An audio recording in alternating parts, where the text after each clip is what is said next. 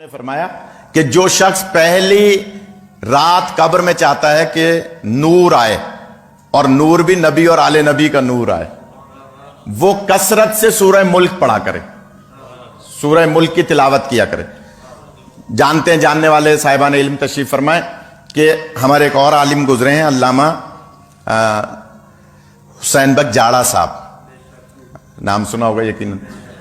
ان کی تفسیر ہے تفسیر انوار النجف، اس میں بھی ایک روایت لکھی ہے کہ سرکار کے ایک صحابی تھے جو مال تجارت لے کر کہیں سفر پہ گئے، راستے میں نماز کا ٹائم ہوا، کچھ آرام بھی کرنا چاہا تو نوکر چاکروں سے کہا بھائی خیمے لگاؤ اور مجھے یہاں آرام بھی کرنا ہے، نماز بھی پڑھنی ہے۔ جب خیمہ لگا کے نماز پڑھی تو نماز پڑھ رہے تھے کہ دوران نماز کوئی آواز آئی، بے شک اللہ کا وعدہ سچا ہے۔ پھر آواز آئی، بے شک اللہ کا وعدہ سچا ہے۔ جب 3 مرتبہ آواز آئی تو پریشان ہوئے، نماز سے فارغ ہوئے، نوکر چاکروں سے پوچھا بھائی کس کی آواز تھی؟ انہوں نے کہا کہ نہیں ہم نے تو نہیں سنی، آپ نے سنی ہوگی۔ کہا بھائی باقاعدہ آواز آئی ہے 3 دفعہ کہ بے شک اللہ کا وعدہ سچا ہے۔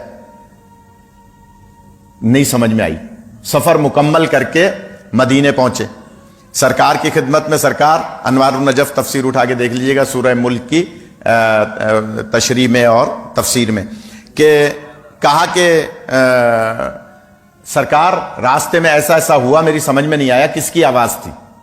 اب اس پہ بھی آپ نہیں بولے اور فضائل پہ بھی نہیں بولے تو پھر میں یہ سمجھوں گا کہ مجھے نہیں پتا آپ کیا سننا چاہتے ہیں۔ تو میں جملہ کہہ رہا ہوں، سرکار سے پوچھا کہ سرکار یہ مسئلہ حل نہیں ہوا، یہ کس کی آواز تھی؟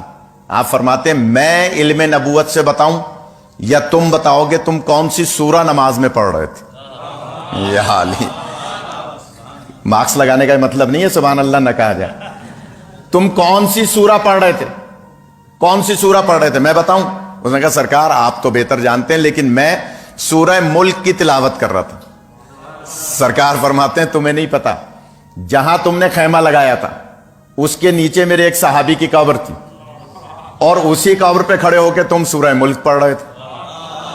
حوادث زمانہ سے اس کے نشان مٹ گیا تھا، تم نے وہیں خیمہ لگا کے اسی کی قبر پہ نماز پڑھی اور وہی تمہیں بشارت دے رہا تھا کہ بے شک اللہ کا وعدہ سچا ہے۔ خدا آپ کا خدا آپ کو سلامت رکھے۔ اس لیے وہ بشارت دے رہا تھا کہ وہ بھی سورہ ملک پڑھتا تھا اور تم نے بھی اس کی قبر پہ سورہ ملک پڑھی کھڑے ہو کے، تو اس کا مطلب کیا ہوا؟ جو دنیا میں سورہ ملک پڑھے گا اللہ اس کی قبر کو نور سے منور فرمائے گا۔